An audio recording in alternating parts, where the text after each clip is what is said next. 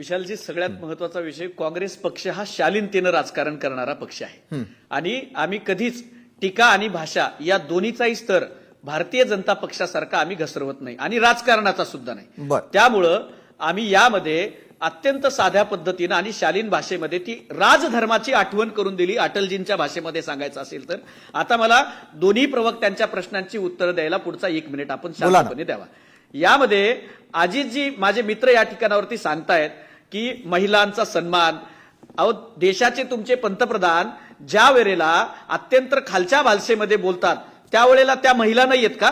ज्या वेळेला महिलांना मारणारा ब्रिजभूषण सिंग बाहेर सोडला जातो त्या महिला नाही आहेत का? देशाला पदक मिळवून देणाऱ्या कुलदीप सिंग सेंगर नावाचा बलात्कारी तुमच्या पक्षामध्ये आहे, त्या महिला नाही आहेत का?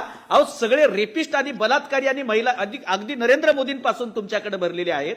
आणि मला वैशालीताईंना मला सांगायचंय अजितजींच्या बरोबरच की ताई, आम्ही सुनेत्राताईंचा अत्यंत सन्मान करतो. आम्ही सगळ्याच पक्षातल्या सगळ्यांचा आम्ही सन्मान करतो. पण मला हे सांगायचंय की प्रफुल्ल पटेल, ऐका, प्रफुल्ल पटेल किंवा धनंजय, तुम्हाला काँग्रेसचा इतिहास माहितीये का? तुम्हाला तंदूरकांड आठवतो? पुरावा आहे, व्हिडिओ बघा, पुरावा आहे, व्हिडिओ बघा. नरेंद्र मोदींचं घाणेरडं विधान, त्यांची पुरुषी मानसिकता, त्यांचं घाणेरडं विधान सगळीकडे सोशल मीडियावरती आहे. तुम्ही एक लक्षात घ्या अजितजी, नरेंद्र मोदींचे महिलांविषयीचे विचार, नरेंद्र मोदीजींचे महिलांविषयीचे विचार, त्यांचे सोनियाजींबद्दलचं स्टेटमेंट सोशल मीडियावरती आजही सगळीकडे फिरतं. तुम्ही पुरुषी मानसिकतेवरती बोललात अजितजी, मला आवडलं की पुरुषी मानसिकता ज्या पक्षामध्ये आहे तो पक्ष तुमचा आहे. ज्या पक्षानं महिलांना कसपटा समान समजतो त्या RSSच्या कुचक्या सरक्या विचारधारेमध्ये तुमचा पक्ष येतो. तुम्हाला न्याय द्यायचा आहे ना? अजितदादाच्या मृत्यूची चौकशी होऊ द्या, अजितदादाच्या अपघाताची चौकशी करा आणि न्याय द्या या महाराष्ट्राला. सूरज चव्हाण नावाच्या गुंडाला मला सांगायचंय, धनंजय मुंडेंना मला सांगायचंय, जर तुम्हाला जर अजितदादांविषयी खरं प्रेम असेल ना तर तुम्ही काँग्रेसच्या कार्यालयात काय घुसता? देवेंद्र फडणवीसांच्या घरामध्ये घुसून तुम्ही अजितदादांच्या मृत्यूच्या चौकशीची मागणी करायची हिंमत तुम्ही दाखवा. असलं बेगडी प्रेम तुम्ही दाखवू नका. जनता याला निश्चितपणे लक्षात ठेवेल आणि महाराष्ट्राची जनता बघतीये. मात्र राष्ट्रवादी काँग्रेसकडे सगळ्यांचं लक्ष लागलंय. वैशालीताई, काँग्रेसने ज्या वेळेला हा व्हिडिओ संदर्भासह पोस्ट केला त्यावरती तुमचं काय म्हणणं आहे? जो घडला प्रकार त्या ठिकाणी व्हिडिओ स्वरूपामध्ये त्यांनी संदर्भासह त्या ठिकाणी पोस्ट केलेला आहे, याविषयी काय म्हणायचं वैशालीताई? नाही, संदर्भ देताना आता हे त्यांनी त्यांचं मत व्यक्त केलेलं आहे, परंतु माझं एवढंच मत आहे की एका महिला नेतृत्वावर अशा पद्धतीनं आरोप करणं किंवा त्यांना गुंगी गुडिया म्हणणं हे काँग्रेसला शोभलं का? आणि काँग्रेस याचं, माझा एकच प्रश्न आहे, हे काँग्रेस याचं अजूनही समर्थन करतंय का?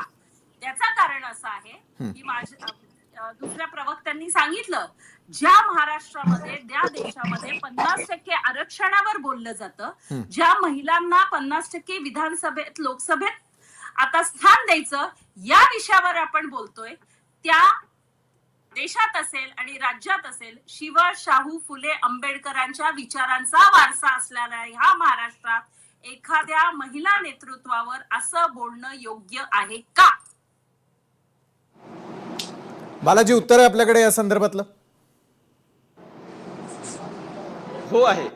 आम्ही आमच्या राज्याच्या उपमुख्यमंत्र्याला पुन्हा तेच उत्तर आहे. एका आरोपातला, खुनाच्या आरोपातला, धनंजय मुंडे नावाचा माजी मंत्री ज्याला राजीनामा खुनाच्या आरोपात द्यावा लागला, तो व्यक्ती जर राज्याच्या संविधानिक पदावरती बसलेल्या उपमुख्यमंत्री सुनेत्राताई पवार यांना डॉमिनेट करत असेल, पत्रकारांना तिथं प्रश्न विचारण्यापासून मज्जाव करत असेल आणि त्यावरती जर उपमुख्यमंत्री म्हणून तिथं सुनेत्राताई गप्प राहणार असतील तर आम्ही केलेलं विधान हे त्यांच्या राजधर्माची आठवण करून दिलेलं होतं. त्यांनी इथून पुढे दुर्गेचा अवतार घ्यावा आणि अशा आरोपी, गुन्हेगार, पक्षातल्या त्यांना डॉमिनेट करणाऱ्या किंवा त्यांच्याच पक्षातून त्यांची हकलपट्टी करण्याचं षडयंत्र रचणारे जे लोक आहेत त्यांना त्यांची जागा दाखवावी, दुर्गेचा अवतार दाखवावा आणि त्यांनी सिद्ध करावं. आम्ही त्याचं स्वागत करू.